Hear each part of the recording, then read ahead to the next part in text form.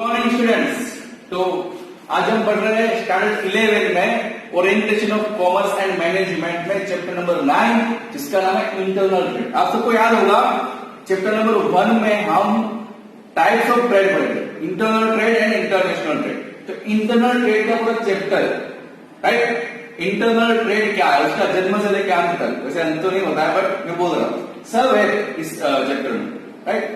First of all internal trade का इजाद कैसे होगा। आप सब लोग मूवी देखी होगी मोहनजोदड़ो के क्वेश्चन की, राइट। तो उसमें क्लियर दिखाया जाता है कि कुछ पीपल जो आसपास के गांव वाले हैं उस गांव में चीजें बनाते हैं, उसे लेके दूसरी जगह बेच जाते हैं। What is this means? This is internal trade.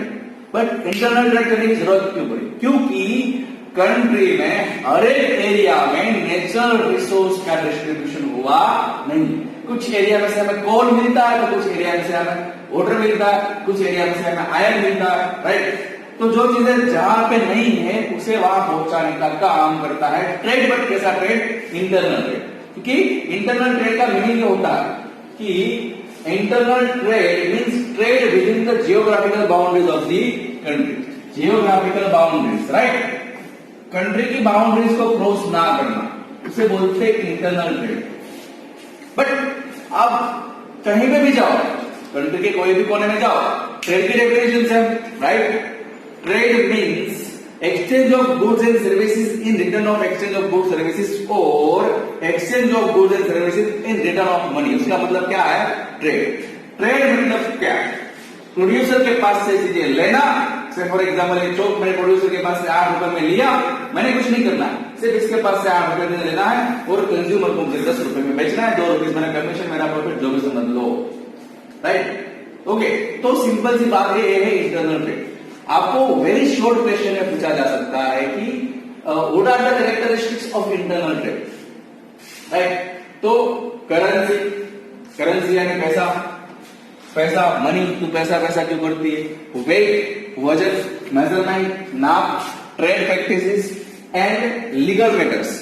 एक कैरेक्टरिस्टिक्स ऑफ इंटरनल ट्रेड, ये क्या रहेगा? इंटरनल ट्रेड में कॉमन रहेगा। मैं राजस्थान में जाऊं, राइट, राजस्थान, नागालैंड जाओ, गोवा जाओ, मुंबई जाओ, गुजरात जाओ, करेंसी तो सेम ही रहने वाली है ना। गांधी बाबू की स्माइली वाली फोटो आने वाली है ना, स्माइली वाली नोट पे करेंसी सेम रहेगी इंटरनल ट्रेड में, वेट भी सेम होगा, राइट, मेजरमेंट भी सेम मीटर फीट में।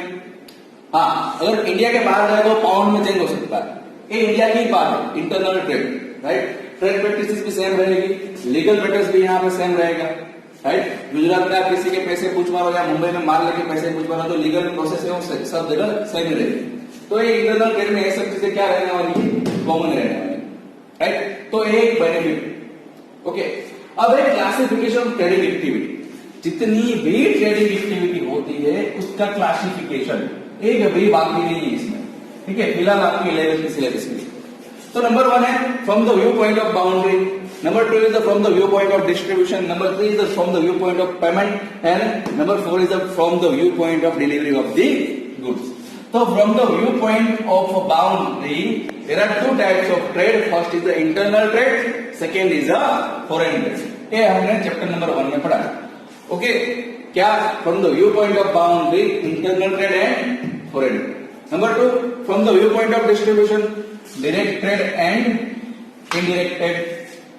From the viewpoint of distribution, direct trade and indirect trade. Indirect trade के वापस 2 types, wholesale trade and retail trade.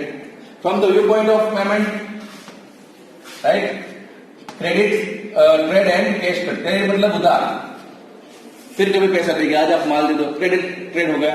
और कैश, अरे गुरु रोकड़ा वाला ट्रेड, पैसे दो और चीजें लो।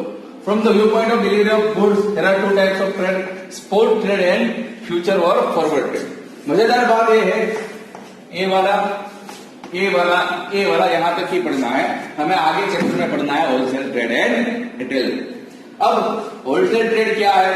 होलसेल ट्रेड की वजह से प्रोड्यूसर को क्या सर्विसेज मिलती है, रिटेलर को क्या सर्विसेज मिलती है, रिटेल ट्रेड की वजह से प्रोड्यूसर और होलसेलर को क्या सर्विस मिलती है, कस्टमर को क्या सर्विसेज मिलती है, रिटेल ट्रेड के कितने टाइप्स है, मोबाइल ट्रेड क्या है, हजूरी क्या है, हमारे गुजरात में इंडिया में बहुत सारे मेले फेयर होते हैं, वो ट्रेड क्या है, हर एक चीज ईच एंड एवरीथिंग इस दोनों में समझाई गई है।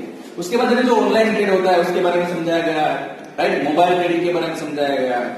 तो पूरा चैप्टर मजेदार है, प्रेजेंट चैप्टर है, मतलब अभी जो हम जिस दौर से गुजर रहे हैं उसके बारे में चैप्टर है, पढ़ने में मजा आएगा।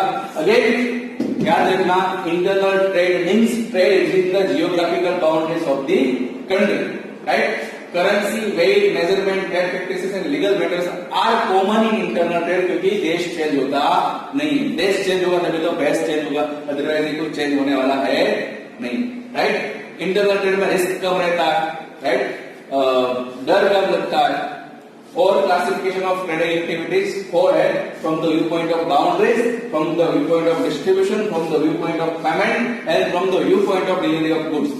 From the view point of boundaries में internal trade and foreign trade, from the view point of distribution में direct trade and indirect trade, indirect trade के 2 types, wholesale trade and retail trade.